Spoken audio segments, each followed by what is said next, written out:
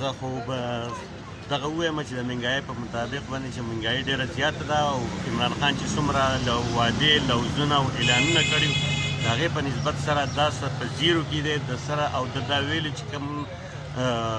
حکمران مهنګایي راولي یا دغه وکړي نه د په خپله کوم اعلانونه کړي د هغې مطابق د استعفا ورکړي او دی دې په قلاره کښېني او د ده سره چې څومره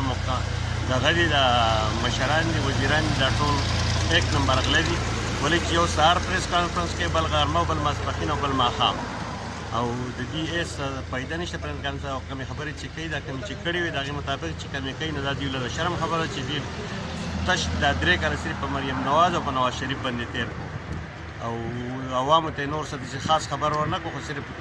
3 کاله صرف په دغې تېر کړي چې نواز شریف کته او په میډیا به صرف دغه خبرې او زمونږ له پکار دا دی چې دوی مونږ ته دغه وکړي مراعات راکړي دوی د مهنګایۍ او زه په خپله ورسیز یم په سعودي عرب کې یم او زما د خپل موبایل زه خپل نشم استعمالولی د هغې زما نه 12,000 روپۍ ټکس واخیستو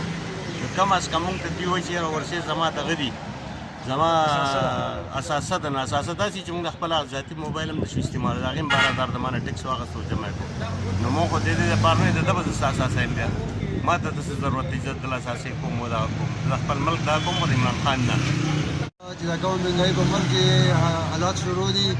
زمونږ اعلی چارواکو ته ستاسو د ټي چینل په واسطه سره دا درخواست دی چې دا مهنګایي لږه کنټرول شي او غریب سړی لږ په اسانه باندې رزق خوري تاسو مهرباني وکړئ خپل چینل په واسطه سره دې اعلی چارواکو ته دا خبره ورسوئ چې بھائی عوام د لوږې نه مري په پاقو باندې مجبور دي تباه کېږي بربادېږي آخر تاسو د ملک نه څه جوړوئ که نه شئ کولی نو د خدای لپاره استعفا ورکړو ځه ستا سره چې کوم ټیم ناست دی دا ټول غل دی په دې کې یو هم روغ سړی نشته